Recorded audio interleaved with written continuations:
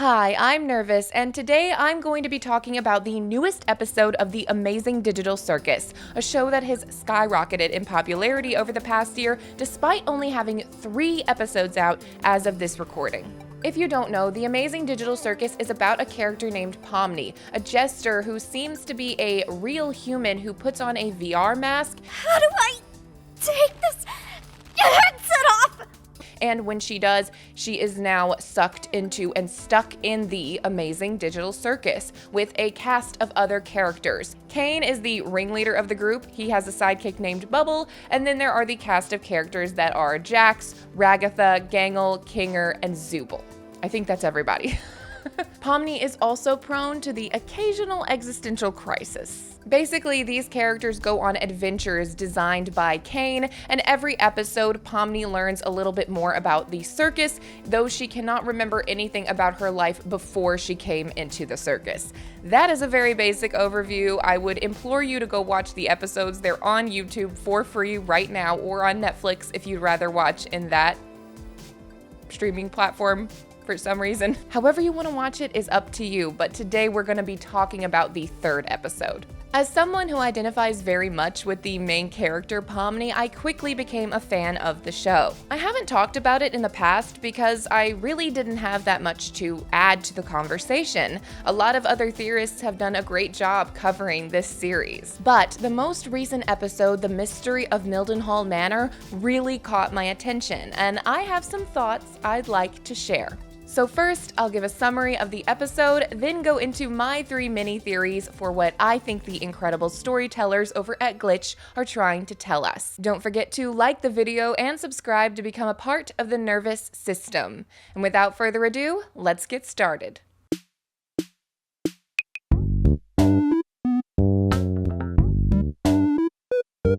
The episode starts with the characters talking about being able to hold their breath indefinitely, even though it feels like they're running out of air. Caine interrupts the group with an adventure as per usual, though he is specifically concerned with Zooble's participation, saying this adventure is extra cool and mature just for them. Zooble still refuses to participate, but the others head off to the adventure Caine has designed for them.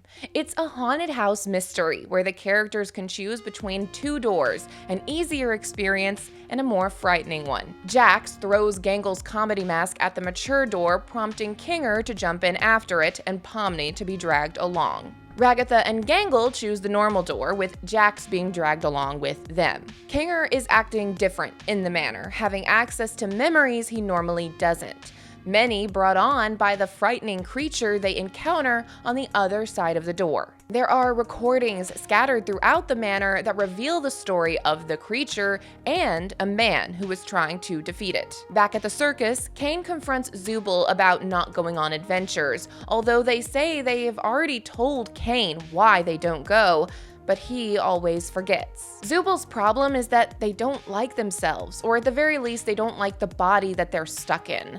But Caine struggles to understand this. I just want to find something that feels good. Oh, yeah, now I remember why I couldn't remember. It's because that problem is already solved.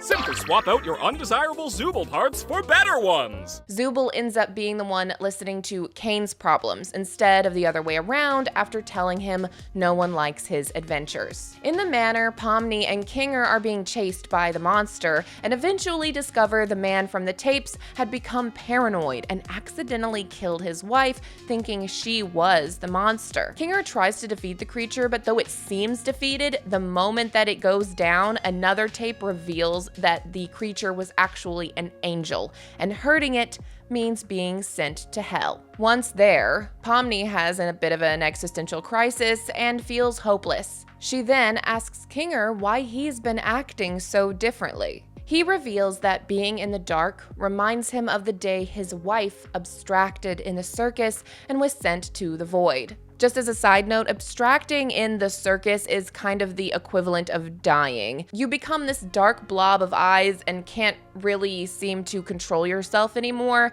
and Caine sends you into the void. Kinger says the worst thing you can do to someone in the circus is make them feel like they aren't wanted or loved, and the two realize that the way to get out of hell is to hold their breath and walk through it.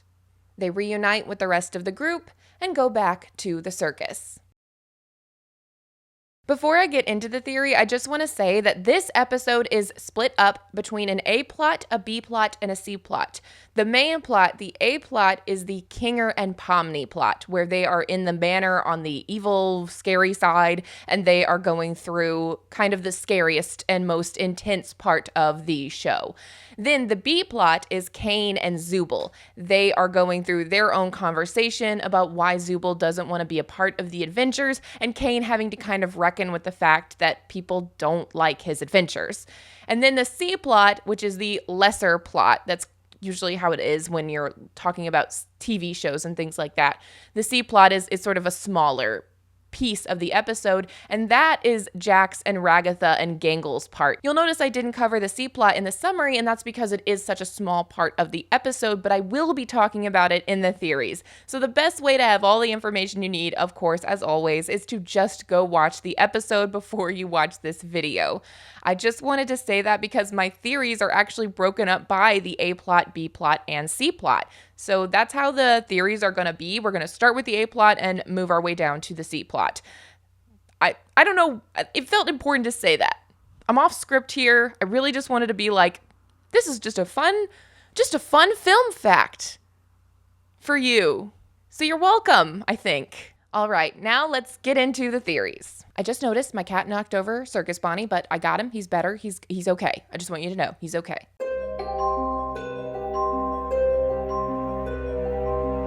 So, in the dark, Kinger gets his memories back and reveals that his wife abstracted and he can't quite remember why. But, based on the story of the man in the manor who also has a wife who's died, I think there's a good reason Kinger doesn't remember. The man in the story shot his wife accidentally, thinking she was the monster after he became obsessed and paranoid. The way Kinger acts in the first 2 episodes, I would also describe as paranoid and a bit buggy. You know, he's out there. He's going through some things. Ah! Oh! Gangle, you startled me. And other characters in the show we know have become obsessive in the past over the hopes of escaping the circus. So my first theory is that this story is telling us Kinger became obsessive over trying to get out of the circus or understand how it worked, and in that, he neglected his wife. Over time, she began to feel unwanted and unloved, and this caused her to abstract. And Caine, seemingly having a lot of control of the things that go on in the Amazing Digital Circus, may have erased this from Kinger's memory.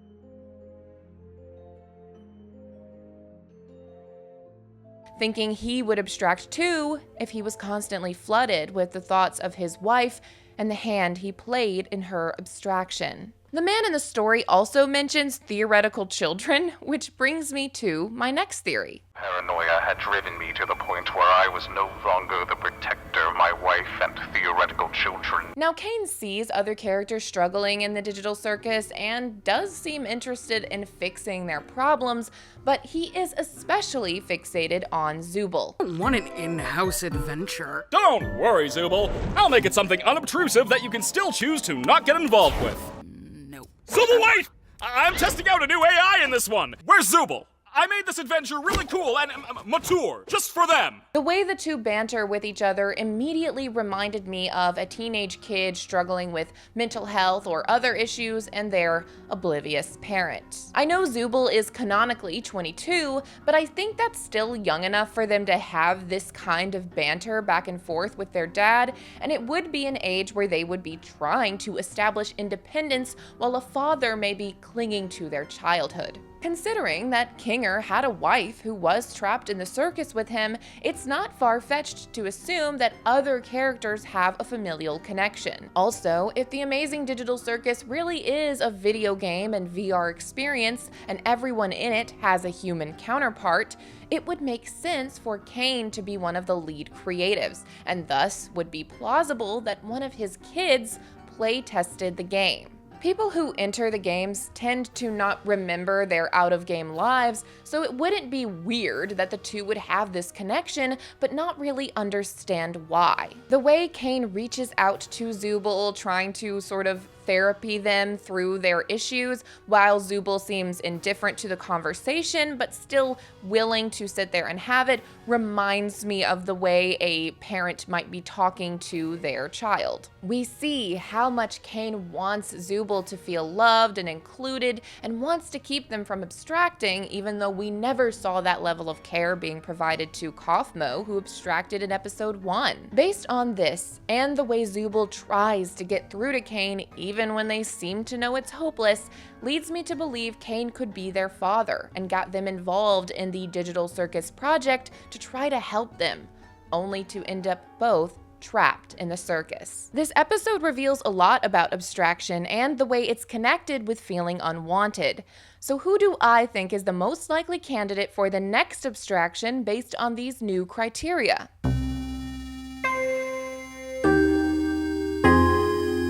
Before this episode, if you'd asked me who I thought would be next to abstract, I would have said Ragatha, as she has made a multitude of attempts to be there for Pomni, while Pomni has continued to brush her off and seems to kind of give her the cold shoulder. Look, Pomni, we're already friends with the princess. I'm not a child. You don't have to hype me up. However, this episode has taught Pomni the importance of being kind to the people around her and making good memories with them. So at the end, she makes a point to go up to Ragatha and thank her for all she's done and make sure she knows that she appreciates her. Jax doesn't even pretend to get along with others, and every episode shows him doing something needlessly cruel. However, the other characters have been giving him less and less of the attention he seems to want from those behaviors. Though Ragatha freaks out at him in the first episode, by the second, they mostly just ignore him, and he's hardly even in this newest one. He sucks up the ghost guide and steals Gangle's mask just to throw it in the door without asking, and the next time we see him, he's tied up, and he doesn't speak again until the end of the episode. I genuinely believe Jax is on the fast track to abstraction, with the rest of the group running out of patience for him.